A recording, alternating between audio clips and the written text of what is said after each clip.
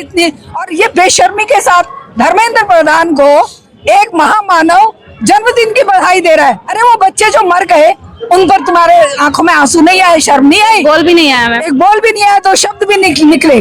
और इस मक्कार आदमी के लिए जिसने बच्चों के भविष्य उजाड़ दिए, माओ की गोद सुनी कर दी, उनको तुम बधाई दे रहे हो। डूब मरना चाहिए तुम्हें शर्म से।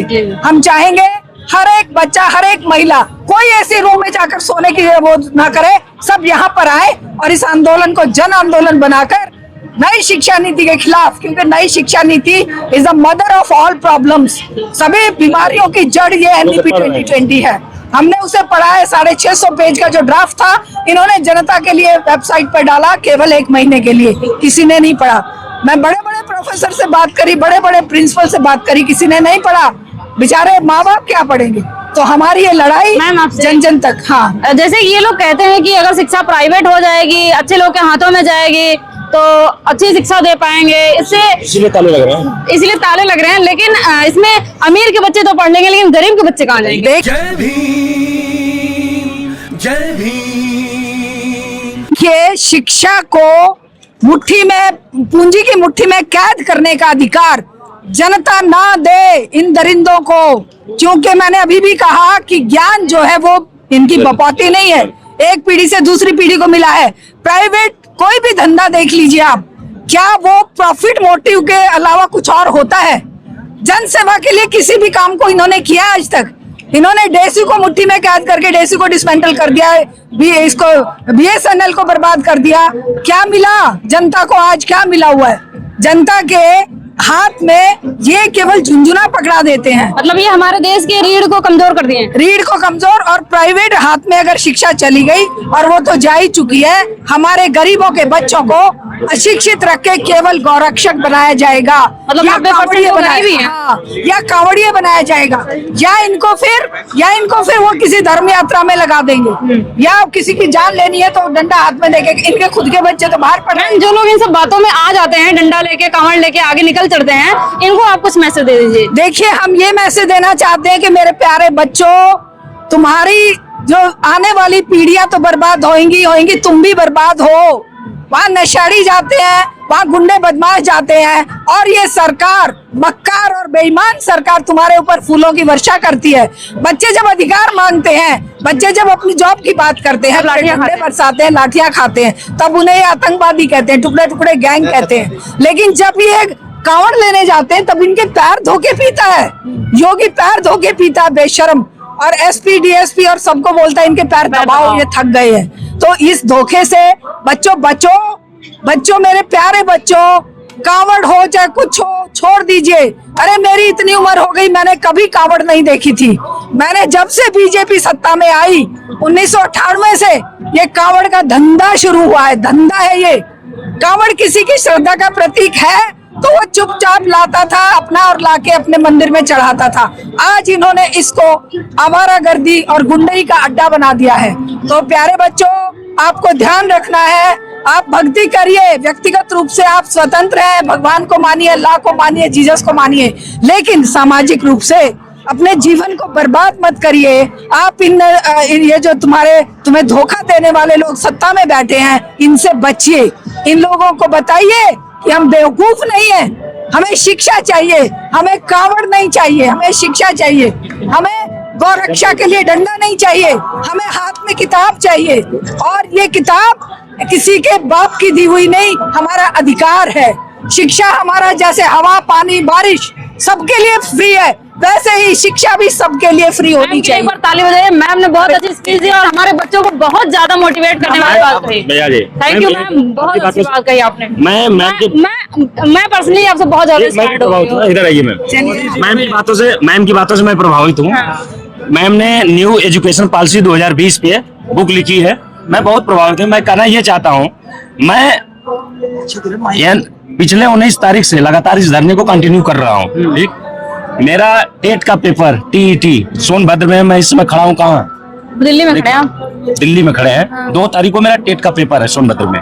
मैं फिर भी सोच रहा हूँ कि जाऊंगा पेपर देने के लिए, लेकिन अपना पैसा लगा के जाऊंगा, आऊंगा, बाद में पता चलेगा कि पेपर लीक, जैसे महाराष्ट्र में हुआ। मैम देखिए टैट की क्या जरूरत है, क्यों ले रहे हैं ये टैट? मैम ने शिक्षा व्यवस्था पे बहुत अच्छा सवाल है, बहुत प्रभावित हूँ मैम की बातों से। पागल बनाने के लिए है, लेकिन इनके पास टाइमिंग ही नहीं है।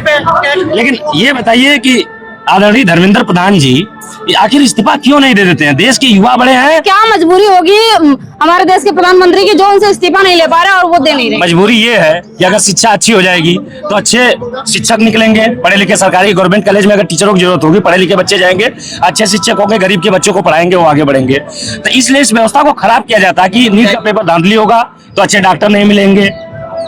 अगर और आगे की बात में अगर शिक्षा व्यवस्था पे अगर ये काम सही से नहीं करेंगे तो गरीब के बच्चे ऐसे अशिक्षित रह जाएंगे, वो जय जय बोलेंगे, इनको वोट देंगे। यही बात है मैम। देखिए एक बात मैं इसमें आपकी बात को आगे बढ़ाती हूँ। इन्होंने टैट को, टीचर्स एलिजिबिलिटी टेस्ट, ये बताएं कि क्या इनको अपने टीचर एजुकेशन के जो इंस्टीट्यूशन है उन पर विश्वास नहीं है?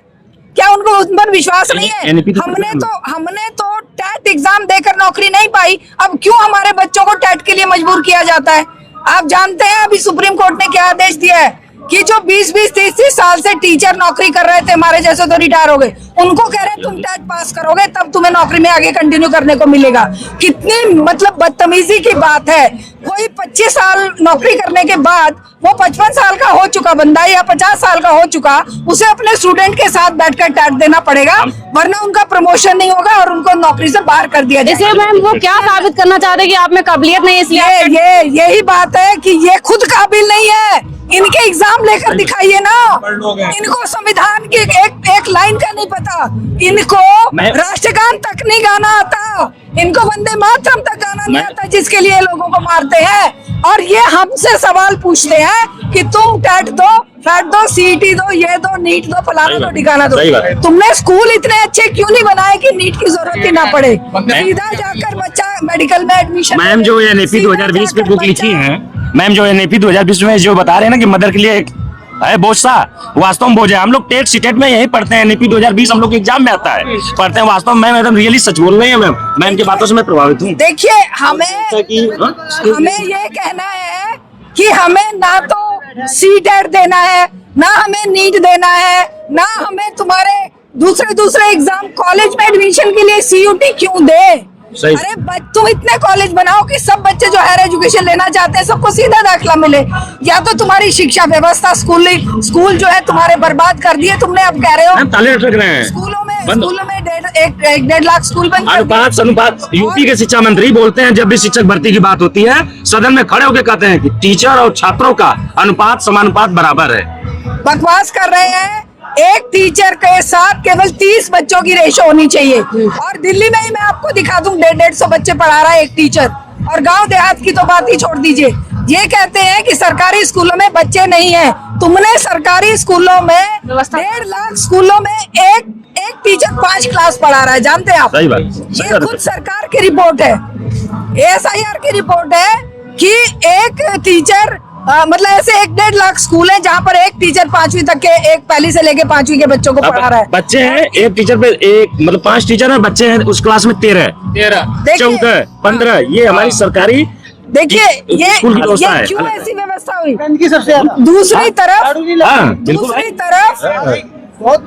दूसरी तरफ हमारे इंफ्रास्ट्रक्चर को 1.5-2 लाख स्कूलों में बेटियों के लिए टॉयलेट नहीं है। अब बेटियों के लिए टॉयलेट नहीं है तो बेटियां जो बेचारी 14, 15, 12, 13 साल की बेटी है उसको तो टॉयलेट एक्सक्लूसिव बेटियों का टॉयलेट चाहिए कि नहीं चाहिए? ये टॉयलेट नहीं प्रोवाइड करा रहे, पीने का पानी टॉयलेट मतलब प्रोवाइड नहीं करा पा रहे हैं। ये पंखे गिर जा रहे हैं बच्चों के ऊपर और फिर कहते हैं कि स्कूलों में बच्चे नहीं है इसलिए बंद कर। और ये कहते क्या है बताइए? 19 दिन से, देखिए मेरा एग्जाम है, 19 दिन से मैं यहाँ कंटिन्यू धरना दे रहा हूँ। और आदरणीय हमारे शिक्षा मंत्री धर्मेंद्र प्रधान जी क्या कहते हैं कि ये 7 गर्दों की बी टीम है। बताइए एग्जाम है, प्रिपरेशन छोड़ के मैं यहाँ रुका हूँ, मूर्ख हूँ। आगे क्या कदम उठाना चाहिए जो आप लोग को दहशतगर्द कुछ भी बोलते हैं? मैं बता रही हूँ, मैम बताएंगी इसके बारे में? दहशतगर्द ये खुद है, ये दहशत फैला रही है बच्चों के अंदर कि बच्चे घरों में कैद हो जाएं। ये खुद दहशतगर्द है, ये खुद जनता को घरों में कैद करना चाहते हैं। ये खुद यहाँ पर पानी रोककर और यहाँ पर टॉयलेट ना आज बन जाए हमारे माननीय वांचुक जी के लिए, ये इस तरह की व्यवस्था बना रहे हैं। तो ये खुद दहशतगर्द है, ये जनता के अंदर दहशत फैलाकर यहाँ पर तानाशाही का फासिस्ट रूल कायम करना चाहते हैं, जिसको ये युवा पीढ़ी कायम नहीं होने देगी। दुनिया की क्रांतियां इस बात की गवाह हैं कि दुनिया में परिवर्तन युवाओं द्वारा लाया गया है। हम लोग रास्ता बताएंगे, मेरे बच्चे लड़ेंगे और ये भगत सिंह जैसे दहशतगर्द बनेंगे। इनकलाब जिंदाबाद, इनकलाब जिंदाबाद, ये इनकलाब जिंदाबाद, इनकलाब जिंदाबाद का नारा मैं एक चीज क्लियर करके जाइए, हम लोग बीएड डिग्री धारी हैं, हम लोग बीटीसी नहीं किए। जिस समय हम लोग बीएड किए 2020 में, 2020-22 सेशन में, मैम जवाब दीजिएगा इसका, उस समय बीएड का बहुत क्रेज था। सुप्रीम कोर्ट का आदेश आया कि बीएड प्राइमरी से बाहर है, हम लोग अपर में आ गए और माननीय सुप्रीम कोर्ट के हम आदेशों का पालन करते हैं, सम्मान करते हैं। हम लोग बीएड के बाद बीटीसी नहीं किए, बहुत सी लड़कियां जो बीटीसी भी कर लिए, लेकिन हम लोग 2022 से लेकर 26 तक अभी भी वैसे ही पढ़े हैं। तो मैम ये बताइए कि बीएड के लिए क्या यूपी में वैकेंसी आएगी या सरकार ऐसे ही खा चबा जाएगी? हम बता रहे हैं कि सरकार को सरकारी स्कूलों को बंद करना है, बर्बाद करना है और मेरे युवा बच्चों को बेरोजगार छोड़कर प्राइवेट के लिए एक सस्ती वर्क फोर्स तैयार रखनी है। वो तो ये कह रहे हैं, मर्ज कर रहे हैं स्कूलों को। हाँ, मर्ज कर रहे हैं। युवाओं को रोजगार न मिल जाए, युवा अगर सरकारी स्कूलों में आ गए तो फिर प्राइवेट स्कूलों को 5-5, 7-7, 10-10 हजार में टीचर नहीं मिलेंगे।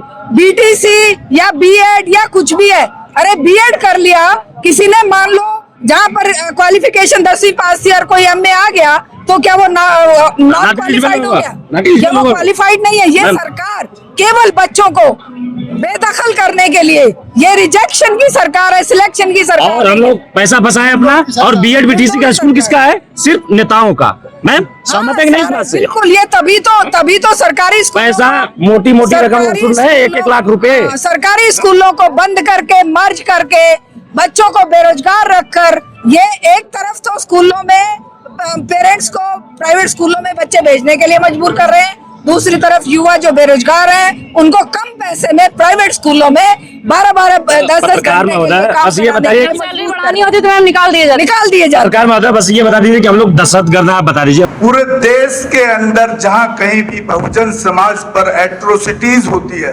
उस एट्रोसिटीज पर अगर वो व्यक्ति, वो परिवार मेरे पास तक पहुंच जाता है, जिन केसेज में मेरे फोन के जाने के बाद एक्शन हुआ, उस पर रेप केस तक है, कुल्हाड़ी से काटे हुए हमारे समाज के, बहुजन समाज के लोगों को काटा गया, उन पर कार्रवाई कराने का काम किया।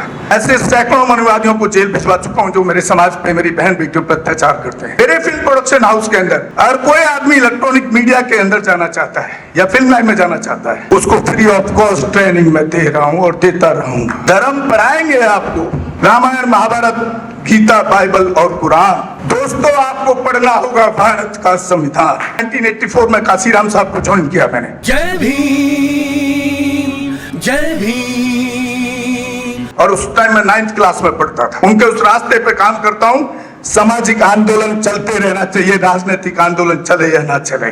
ना बिकता हूँ, ना मुझे कोई खरीद सकता है, ना समझौता करता हूँ। सिर्फ 18 घंटे काम करता हूँ। जब तक मेरे समाज के, बहुजन समाज के पीड़ित व्यक्ति को न्याय नहीं मिल जाता, तब तक मैं बाबा साहब के विचारों और संविधान पर चलता हूँ। 9810085714। गांव की घटना है, ठाकुरों ने राइफल से गोली चलाई, मारने का प्रयास किया, सिर्फ बारात चढ़त के ऊपर की, इस रास्ते से बारात नहीं चढ़ेगी, ठाकुरों का रास्ता है। सारे चैनल को बोला कि भाई स्टोरी चला दो, किसी कोई चैनल पे स्टोरी चलाने के लिए तैयार नहीं होगा। कौन से बहुजन समाज को न्याय दिलाने की बात कर? काशीराम साहब कहते थे कि मैं किसी की शादी में नहीं जाऊंगा, किसी के फंक्शन में नहीं जाऊंगा, किसी घर नहीं जाऊंगा, ना शादी करूंगा, ना गए कभी। जो संगठन, जो राजनीतिक लोग चला रहे, वो अपने घर में पहले सुरक्षा और बंगला और पैसे का और बड़ी कार का इंतजाम कर रहे हैं। उस पर भी आपको सोचना चाहिए। फिल्म लाइन और इलेक्ट्रॉनिक मीडिया में इस समाज के लोग, जो पुअर सेक्शन है, पुअर कास्ट जिसको कहते हैं, SC ST OBC माइनॉरिटी, एक भी चैनल का कोई भी मालिक इस देश के अंदर आज तक नहीं है। क्यों नहीं है? हमारे चैनल